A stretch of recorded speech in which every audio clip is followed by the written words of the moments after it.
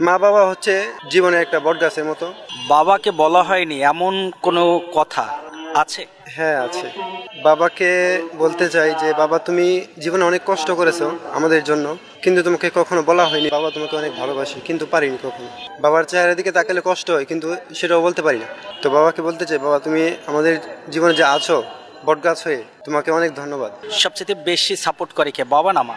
Support করে সরাসরি সামনাসামনি করে মা, আর আড়াল থেকে করে বাবা। মা মনে করেন ছেলেদেরকে তো অনেক বেশি ভালোবাসে, এটা সবাই জানে।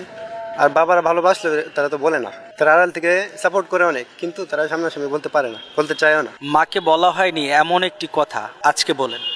মাকে তো বলেছি অনেকবারই যে মা তোমাকে ভালোবাসি। মাকে বলা হয়নি এমন কোনো কথা আল্লাহর রহমতে রাখি নাই পেটে, সবকিছু মার সাথে শেয়ার করি। মায়ের জন্য কি করতে চান বড় হয়ে? আমার মা জীবনে অনেক কষ্ট করেছে, আমরা দেখেছি। এতটুকু হতে চাই যে আমার মাকে আমি কখনো কষ্ট দেবো না মনে। মা যেন সবসময় সুখে থাকে, আমার দ্বারা যেন কখনো কষ্ট না পায় আমার মা, সেই আশা আমি রাখি।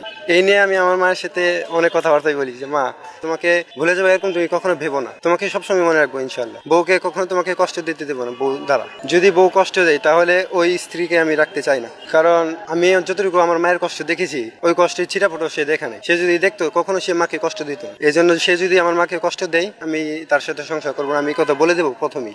অনেকে আছে যে বৃদ্ধ বাবা মাকে বৃদ্ধাশ্রমে রাখে, তাদের উদ্দেশ্যে আপনি কি বলতে চান আজকে? এটাই বলতে চাচ্ছি, তারা যারা মা বাবাকে বৃদ্ধাশ্রমে রাখে তারা সরাসরি কথা হলো তারা বোকা। প্রথমত তারা বোকা। কেন তারা মা বাবাকে বৃদ্ধাশ্রমে রাখে? মা বাবা হচ্ছে জীবনে একটা বট গাছের মতো, তারাই কিন্তু ছোট থেকে বড় বড় করছে লালন পালন করে, কিন্তু ওই মা বাবাকে যখন বৃদ্ধাশ্রমে রাখা হয়, মা বাবার যে কত কষ্ট হয় তারা তো বোঝে না। তারা ভাবতেছি যে মা বাবা অযথা পড়ে আছে, দিয়ে আসি বৃদ্ধাশ্রমে। না, এরকম ভাবলে হবে না। সে তো তোমার জন্য কষ্ট করেছে অনেক, তুমি তো তাকে কই শান্তি রাখবে, কই সুখে রাখবে, একটু ভালো রাখবে। তার জীবন যেহেতু চলে গেছে সবটুকু শেষ বয়সে, তুমি সেটা না করে তাকে বৃদ্ধাশ্রমে দিয়ে আসছো, এটা তোমার জন্য উচিত না।